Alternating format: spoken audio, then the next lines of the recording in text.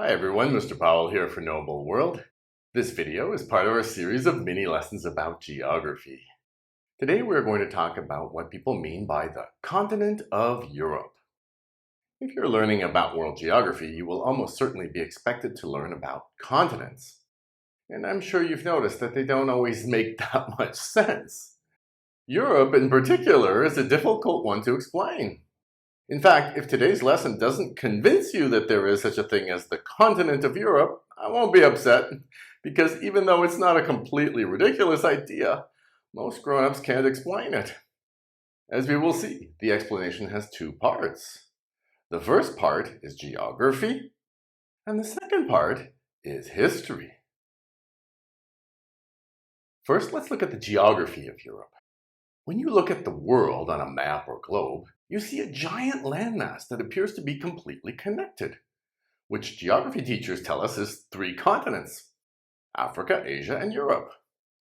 When you zoom in on Europe, you can see that it is not connected to Africa because there is a large body of water between them, called the Mediterranean Sea.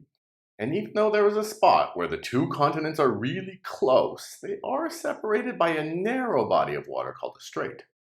It's called the Strait of Gibraltar. It's only 8 miles or 13 kilometers wide. Still, it qualifies as a body of water that does separate the continents. So that's not the reason why it feels weird to call Europe a continent. It's the fact that Europe and Asia are one massive and fully connected landmass that makes it strange. But there is one part of the boundary that is indeed water, so let's get that out of the way. Here, between Europe and Asia, are the Turkish Straits. The Bosporus is the name of the strait at the top, where the major city of Istanbul is located. We'll come back to that in the history part. The second is the straits called the Dardanelles. The Bosporus and the Dardanelles are both less than a mile wide. That is indeed narrow. But if the simplest geographical rule for identifying continents is that they are separated from other continents by water, it still qualifies. Still, if people say this is Asia, and this is too, but this is Europe, and this too, then we have a problem. Look at all that land. Asia and Europe are not continents separated by water. Does that mean that the continents don't exist? Yes and no. The final geographical part of the answer is that the border between Europe and Asia is definitely partly made up of water, the Volga River and Caspian Sea together, but also partly by mountains. Here between Russia and Iran are the Caucasus Mountains, which are more obvious when it snows. And here between European Russia and Asian Russia are the Ural Mountains, which are also easier to see from space in the winter. So it's not like there's no reason to call Europe a separate continent from Asia. It's just a special case.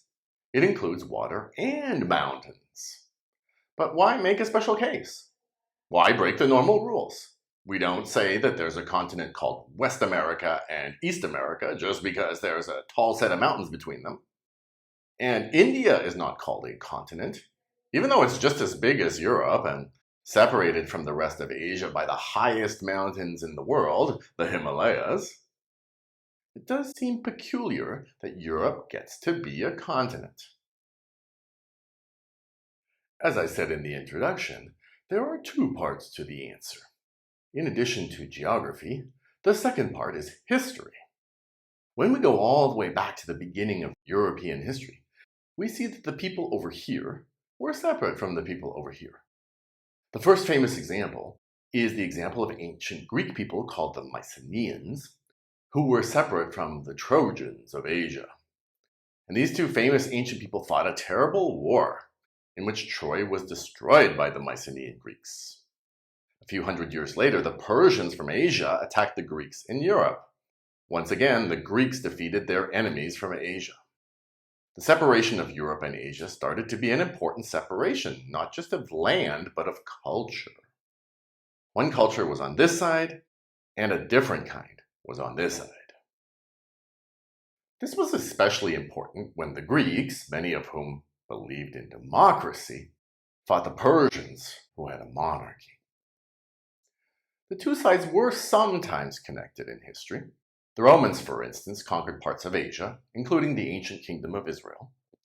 Northern Africa was also a part of the Roman Empire. But it was mainly a European empire, and when it fell, it was replaced by European kingdoms. Once again, however, an invasion from Asia into Europe occurred. This time it was the Huns, led by the infamous conqueror Attila the Hun. But the Europeans defeated the Huns, and most of the Huns retreated to Asia. So this barrier, partly made of water and partly made of land, continued to be a barrier for many centuries, and the different people of Europe had a lot of contact with each other and very little contact with people on the other side. There were two more major wars that I'll just mention briefly. The Mongols of Asia invaded Russia and Ukraine, and even ruled parts of Eastern Europe for a couple centuries, but then were pushed back. And the Turks of Asia invaded Europe and then even conquered the city of Istanbul, which was actually called Constantinople before they did that. Istanbul is technically in Europe, but the Turks were not able to permanently conquer more of Europe. Every time a connection was made between this side and this side, it was only temporary. So the culture of Europe stayed separate from the culture of Asia. Among the most important ways you can tell the difference is that Christianity is the main religion on this side of the line, and other religions, such as Islam and Hinduism and Buddhism, are the main religions over on this side. So even if there isn't an ocean or some other major water barrier between Europe and Asia, there is a historical separation. And along with the geographical barriers that exist, the historical separation between European and Asian cultures is the reason for thinking of the two as separate continents. Obviously, in order to make sense of geography, you have to learn history too. So stay tuned for more mini lessons on this channel, and please come visit us at knowableworld.com.